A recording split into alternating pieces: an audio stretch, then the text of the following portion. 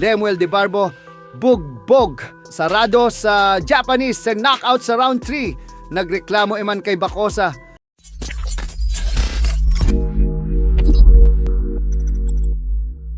So isang malungkot na balita nga po para sa ating pambato na si Lemuel De Barbo ang nagpapakilalang anak ni Manny Pacquiao dahil bigo po itong manalo kontra sa dayong Japanese fighter na si Mugi Chan Nakagawa.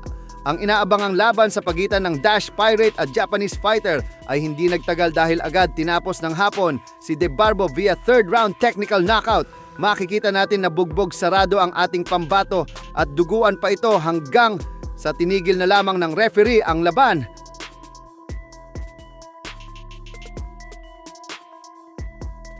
Dahilan kung bakit nasungkit ni Nakagawa ang bakating WBA Asia Super Featherweight belt habang si De Barbo naman ay nalasap ang kanyang unang pagkatalo sa kanyang career.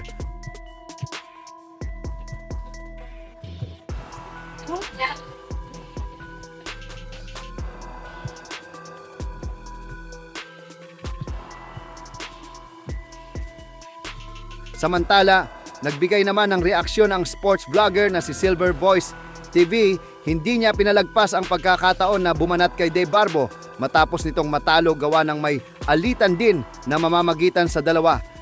Ito yung nagsabi kay Eman Bacosa na hilaw pa daw si Eman. So bagay maganda yung depensa niya, no? Binablock niya ng mukha niya lahat ng suntok ng Japanese. Oh. So, Ginoo. First time lumaban sa legit fight. Tingnan mo kung ano nangyari. Diba? Bili pa more. Oh. Gewang-gewang na. Mas maganda naman performance ni Eman sa'yo. Tapos, yan na yon. Yabang-yabang mo kasi. Putik na yan. Okay lang sana magyabang kung may tira talaga eh. Ayan oh. Sus, mas okay pa yung ginawa ni Eman kaysa sa'yo eh oh. Salo, sige, saluhin mo. Diba? Kahit sa akin, hindi ka obra, Brad. Samantala, tila kwenestyon ni De Barbo ang pagkakaiba ng pagtrato ng mga referees sa kanya at kay Eman Bacosa. Matatandaan na matagal nang binabanatan ni De Barbo si Bacosa, kung saan madalas nitong trahin si Bacosa lalong-lalo na nang matalo ito sa kamay ni Rodelin Perez. Bububugin niya daw talaga si Bacosa kapag nagtuo silang dalawa. Pero sa latest na pahayag po ni De Barbo ay sinabi nito na bakit daw tinigil agad ng referee ang laban niya kahit hindi naman daw siya bumabagsak, at nagbabato pa rin naman, umano siya ng mga suntok, habang si Bacosa naman umano ay umabot sa 5 hanggang 6 na beses bumagsak, subalit pinapayagan pa rin magpatuloy sa laban.